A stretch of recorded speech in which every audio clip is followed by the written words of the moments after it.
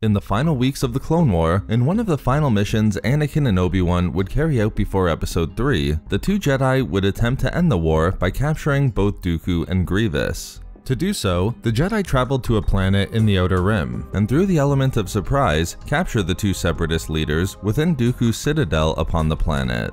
However, the element of surprise was lost when their gunship was shot down by Separatist Vulture droids and crash-landed on the surface, leaving the strike team led by Anakin, Obi-Wan, and Clone Commander Janks trapped upon the planet, believing it would take days to make the necessary repairs.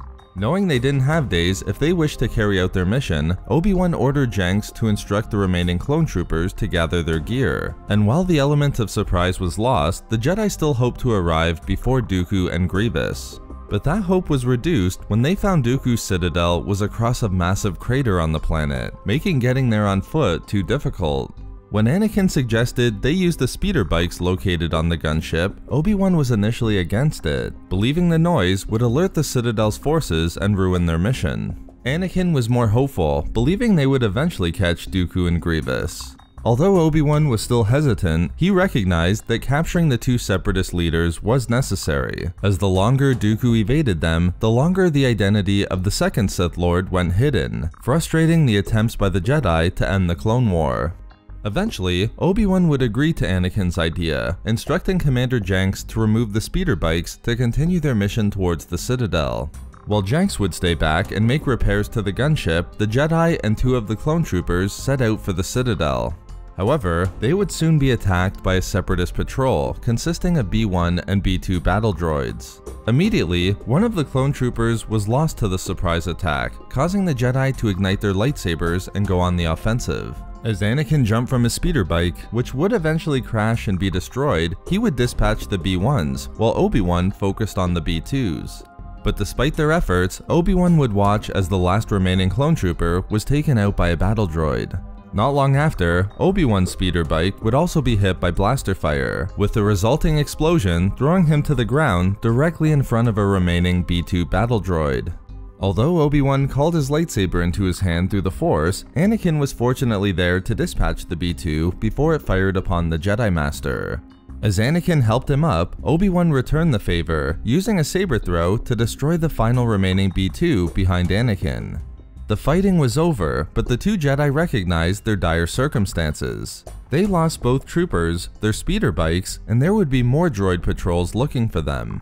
Anakin was the one who attempted to stay optimistic, but Obi-Wan would have none of it, turning upon the Jedi Knight to vent his frustration for how poorly the mission had gone. Again, Anakin stayed positive, calmly explaining to Obi-Wan that they simply needed to focus on their goal, and more importantly, no matter what happened until that point, they had to keep going.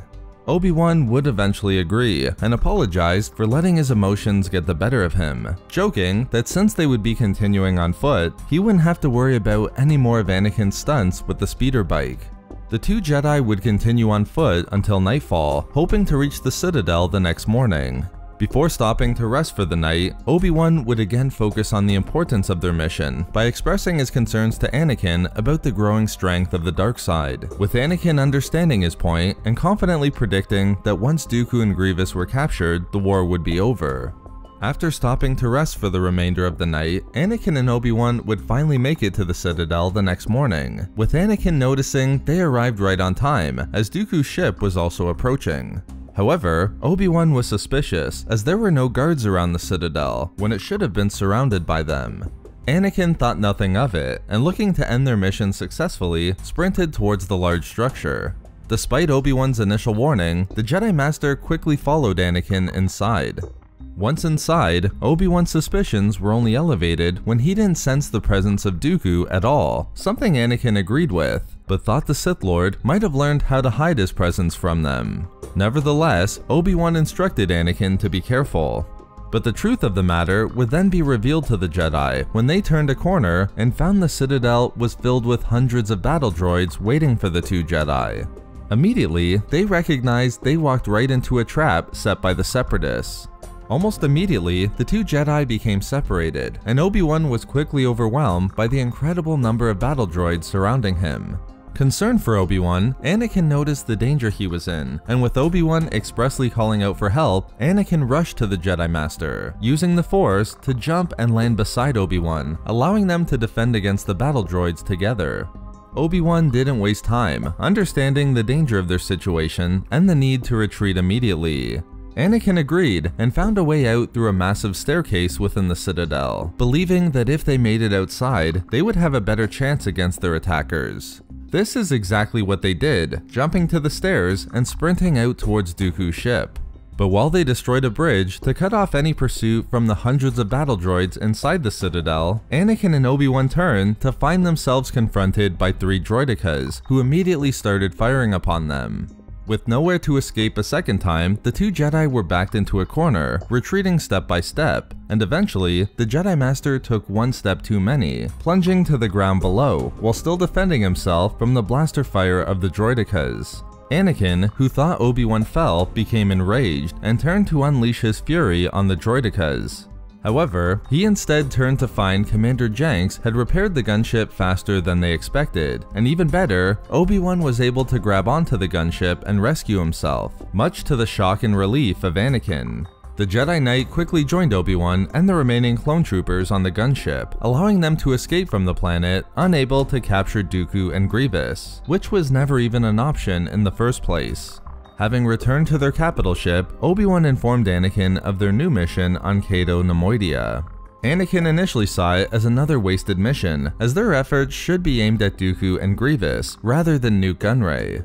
As Obi-Wan explained, the mission had to be important if the High Council assigned it to them. Anakin found comfort in the fact that whatever their mission was, they would be together, continuing to be the ultimate team during the Clone War, with Obi-Wan confirming that he wouldn't want it any other way.